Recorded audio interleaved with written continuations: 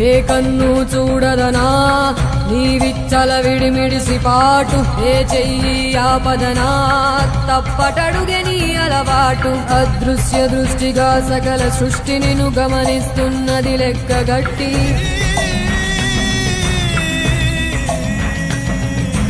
ఎంత బతుకు నీదెంత బతుకువో గుప్పెడు మెతుకుల కడుపు కొరకు ఎన్నాటలు వేటలు అవసరమా మనుజా